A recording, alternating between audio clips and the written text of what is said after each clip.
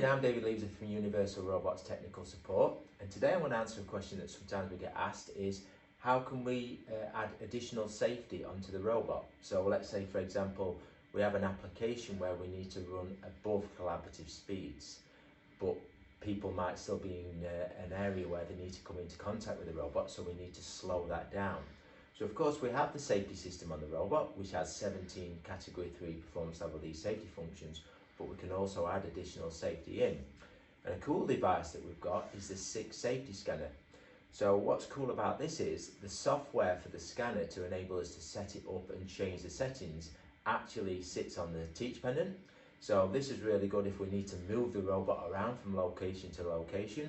We don't necessarily need a laptop to set it up. We can actually set everything up from the teach pendant. So just to show you how that works, so this is the teach pendant from the Universal Robot, and I've loaded the UR cap for the 6 safety scanner. So I'm going to go into installations, UR caps, and now I'm going to select the nano scan, which is a 6 safety scanner. It just actually connects to the scanner. So it does some checks before it allows me to action it. Perfect. So now I can go into the settings of the scanner. So I click on settings, and now I've preset my password. So on this robot, it's UR safe. So it's exactly the same as the safety settings. So I say OK to that, and then I'll log in. What's nice now is I can see the scanner settings, so I can see the robot, the base, and of course the zones that I'm going to slow the robot down or stop the robot. Perfect. So now the first thing I can do is set the desk up. So the desk on my particular setup is the Easy Robotics stand. So I've set the dimensions of that stand, and here you can see that in grey. I then can click onto the robot, and now I can set the origins at the center point of the robot. And now we can set the fields. So here we can see the reduced field, so I can set it at 1500 millimeters, and then the stock field I've got at 100 millimeters, should I say. So let's say I wanted to change that. So let's say I go to 200 millimeters. Perfect. Then I'd apply that setting. So I've changed the safety settings. So I apply that and I say OK. So now the system asks me to verify that safety change. So I just verify that. It gives me green ticks. And what's really cool now is, in a second, it actually gives me a configuration settings report. So I could actually take a screenshot of that if I want. So if we cursor down, we can see all my settings. So these are the reduced mode, the stock field, and then we can see the parameters that's actually set. So for your risk assessment, once you'd set the safety scanner, you could take a screenshot of these settings, print it off, and put it into your safety folder of your actual risk assessment. Perfect. So now I can verify that and OK that, and then now I need to log out.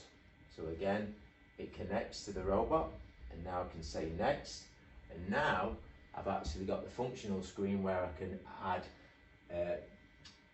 basically I could ignore fields. So if I press teach, in this particular area it's quite a condensed area, so you'll see the scanner is actually going to scan, but it's going to find obviously our training benches, so it's a little bit condensed, and we're going to show you an example. So here we can see the 2 training benches, so that's the scanning field of the robot. So just to let you know, if I wanted to ignore certain parameters, I can click on walls, and I can just draw on the teach pendant and draw across there. In a second, let's try that again. Perfect. So now I'm actually ignoring that side of the wall, and then of course I could add myself another wall if I so wish. So as you can see, it's completely customizable how we want it to ignore particular areas. So if you've got an area that was particularly busy and you didn't want the scanner being activated, we could just activate a wall and reduce that issue. Perfect. Then I'd press next and log out. So it's you are safe, and say yes. Oops, sorry, password not valid.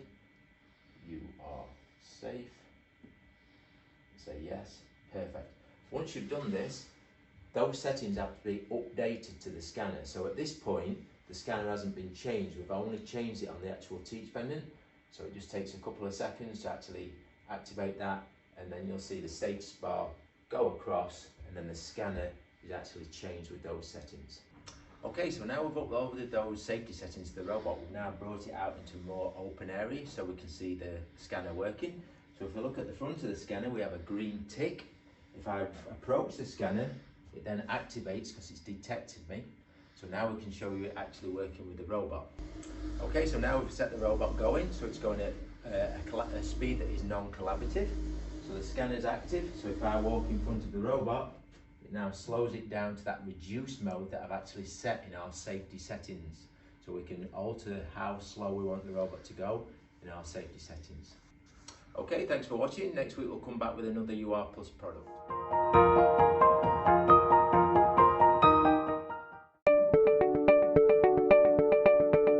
We're Daften Diecast. We're based on the Camel Estuary down in Weybridge, Cornwall. We're an ISO 9001 company, and we're also proud to be part of Make UK and Made in Britain. We mainly focus on high pressure aluminium die casting. We initially started looking at robots maybe 4 years ago. We had a very distinct product with one of our larger customers. We then got in contact with yourselves at Applied Automation, and we started looking at universal robots. Through collaboration, we ended up with the UR5E robot with an orbital sander from Dynabrade on it. Since implementing the orbital sander, it has boosted production 600%. With the sanding process being automated, it allows the product coming off the robots to be of a higher quality. So when we go to paint the castings, there's more consistency in the finish that we can achieve. Once I got hands-on with the robot, it's a very simple thing to program. Our second Cobot cell is also being used for sanding. It was another monotonous job that operators didn't really enjoy doing. It's also greatly reduced the amount of vibration that the operator is exposed to just touching up the casting. That's all they really have to do afterwards, which is beneficial.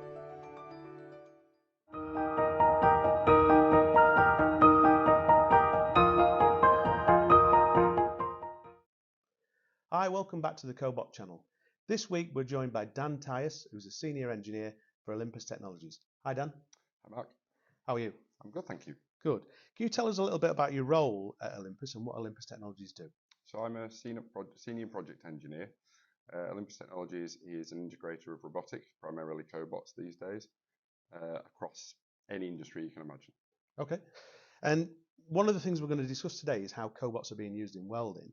And how are they different to industrial robots in this application? What are sort of main benefits of cobot welders over industrial robot welders? The primary difference I would say is ease of programming and also ease of implementation.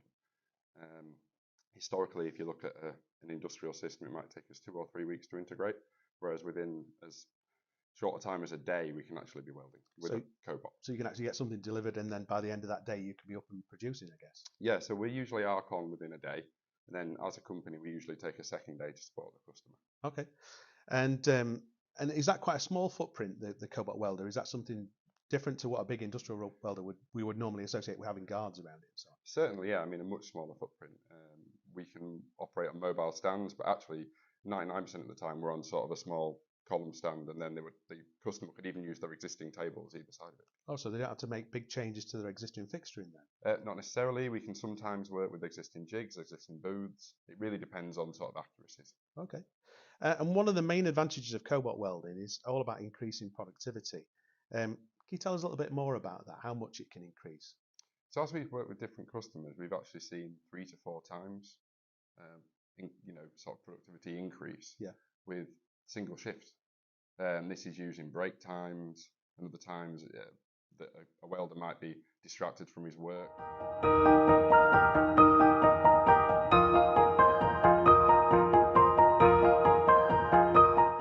So one of the main advantages of cobot welding is increasing productivity. Can you tell us a little bit more about how you can increase that? Yeah, so typically on an average cobot welding cell, we see 3 to 4 times productivity. And this is usually just gained by sort of gaining back breaks and lunch times, things like that. So that 4 times productivity, that's measured like on arc-on time. It's how much weld they're doing in an hour as opposed to a man doing it, I guess. So yeah, we have metric systems that gather that data, and you can look at arc-on, or even you can look at something as simple as parts through the door. Well, I guess it's similar to machine tending. They say if the spindle's turning, then we're earning it. So I guess if it's arc-on, then they're producing more. Exactly. Yeah. typically, how does a Cobot welding system work? Because we've seen welding sources and we've seen Cobots, but they just don't connect together. So what's kind of unique that makes it work? So the power source will have a robot interface. There tends to be two types of this, a wide interface or an Ethernet-based interface. We tend to use an Ethernet-based interface, and that's coupled with a UR cap, piece of software written to go bring the two together. And that coordinates the welding source with the robot?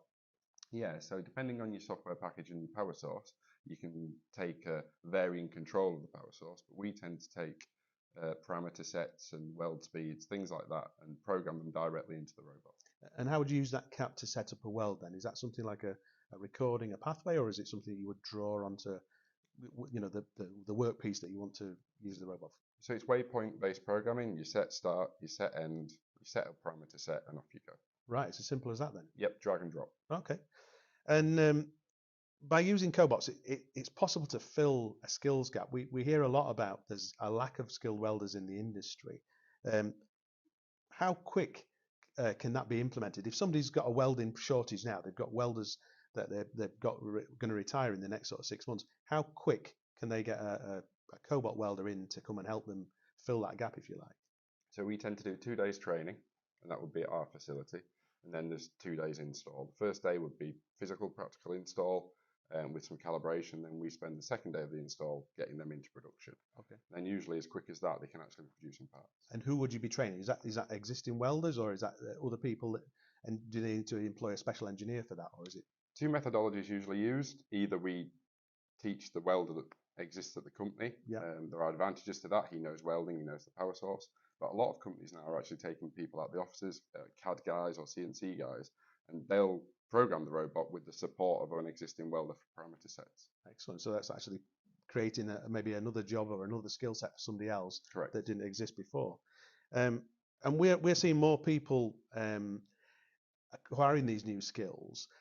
Is that something that you're seeing as well, that Cobot welders are actually, you know, people who are existing welders are taking on the programming of the Cobots as well as a part of their skill set? Yep. Upskilling is a constant thing we do with welders, but we've also seen that companies are able to have more interest from apprentices and from some younger members of staff because it's a robot. You know, we're seeing now that maybe people don't want to sit in a welding booth like they once did, but they will come and program a robot. So there's a bit of interest there. So that's really interesting, isn't it? Getting younger people into engineering, because that's something that we want to do.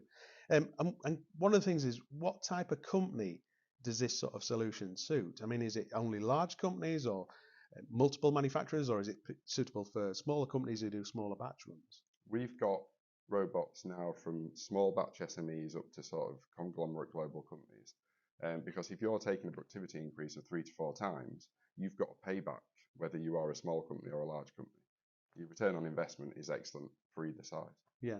And SMEs, I guess, it's quite acute for them, that problem. If they've only got 5 welders and one of the guys retires or leaves, then the gains for them is much bigger than a larger company, I guess. Yep, absolutely. In your SME market that's trying to hold on to welders, are having to pay more and more in wages, when actually conglomerate companies can obviously afford to pay that, so that it's actually increased, that problem is increased with SMEs. Yeah. How are collaborative welding cells being received by the workers, the people on the shop floor? Are they generally quite open to that, or are they seeing that as we discussed, maybe like an expansion of their skill set? So what we work with companies to sort of bring a culture into a firm.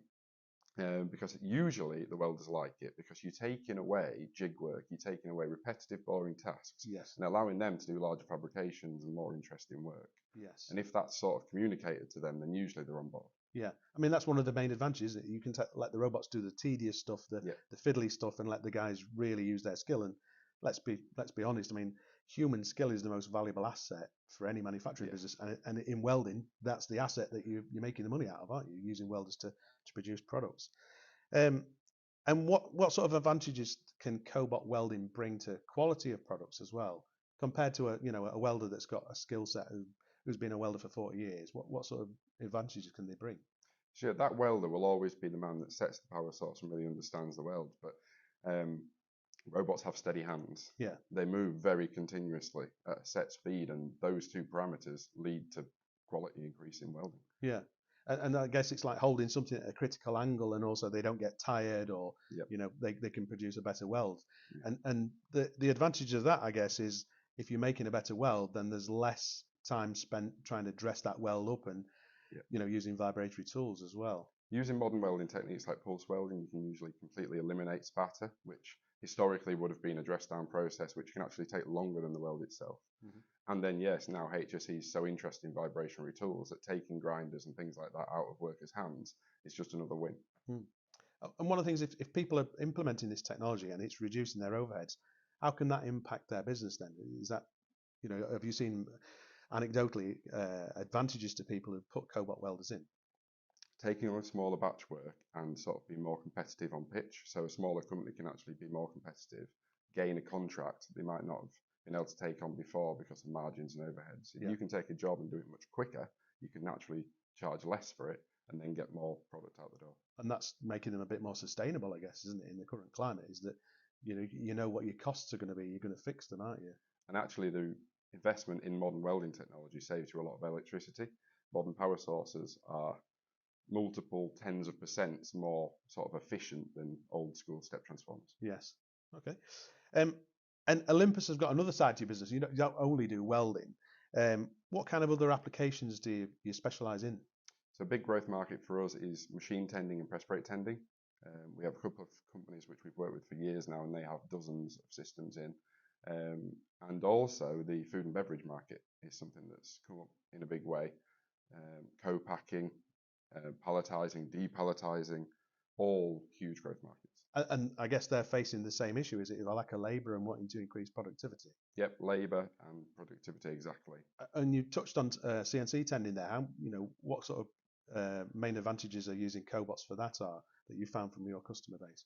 Absolutely, it's very similar to welding. I mean, if you think about your breaks, your lunch times, and also potential lights out. We have a company at the moment that has a 45-minute cycle on a billet. Well, you don't need many billets to have a night shift. So they can actually leave it running for 7 hours, and at the time they've got, no expedited costs for nighttime work. So you've got extra capacity out of an existing machine as well, I guess. So yeah. You're actually getting more value out of your process as well. Yeah. And is that true of the sort of packaging side as well, that you're seeing that? Is it just to replace labour, or are there productivity gains with the packaging side as well? Usually productivity gains. Palletizing is usually, you can time a man or time a person or time a team, and box for box they might be quicker. But I said over the shift, you've got huge gains because of the continuous work. Yeah, cobots don't go to the toilet or take a tea break, do they? That's the big thing. No.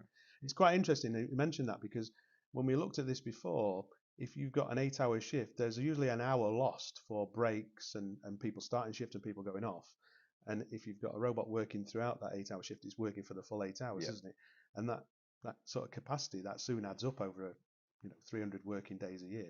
It's quite significant how many more products you can make, I guess. It's huge. Yeah. One of the things that you touched on there about you go and when you see companies about implementing this technology and you get them to adopt it as a culture change, if you like. Once a robot's been installed into a company, do they start to look for other areas where they can automate, or is that just the first thing? You think about that as a solution for my first part of the process, and they're happy with that. Do they tend to look for other applications once one's been installed, or do you have to push them down that route? Usually they begin to see the potential of the system, they see it working, but also culturally, people begin to sort of look round for the management staff as well and even bring ideas to them. Yes. Usually jobs they don't want to do. Yes. Unpleasant jobs, repetitive jobs, difficult jobs. They've seen that nobody's lost the job. Yes. Because it's implemented, it's working, and no one's been made redundant. So usually you get sort of more of a... They're more open to it, let's absolutely, say. Yeah. It's one thing that we also touch on as well when we talk to companies is, we ask them to get their employees to buy into this and actually nominate the jobs that they wouldn't want to do. And let's face it, there's some terrible jobs out there. If you stood all day grinding welds or linishing parts and stuff like that, we shouldn't really be employing people to do that nowadays. We should be able to provide a solution where we can use that person somewhere else, I guess. It's interesting you're seeing the same thing. What's the most interesting application that you've seen out of all the ones that you've done at Olympus, do you think? Well, we've done so many now. One of the most recent ones that we've done that was very enjoyable was actually press brake tending. It doesn't sound like a hugely interesting one, but it worked so well and the productivity went up. The company was so happy. There was cultural adoption. every tick box for every automation. Yes. That for us, and the, you know, sort of the interest from other companies now on the back of that has just been huge. Oh, it's a really good thing, isn't it? If you put something in and they really buy into the culture of it, then it makes it so much easier for other people to see the advantage and so on, I suppose. It's right. It's an interesting point. Are there any sort of future developments that Olympus are working on? I know you talked before about collation cells and so on for repacking, but is there any new sort of projects and things like that that you're working on, or new products that you're working on that you want to discuss? So we're looking more and more at UR caps. This is software to make programming the universal robot easier. Yep. And on the back of the press brake tending, we're looking at a press brake tending cap, and collation caps. All this, we now have a software development team to really take those what can be more complex jobs and streamline them into productivity. And people will be able to download that cap onto a robot and then be able to set that up for that particular application. Just make it easier, basically. Yeah. Excellent. All right, Dan, thanks for joining us today. Join us again next week when we'll have another interesting guest from the world of robotics.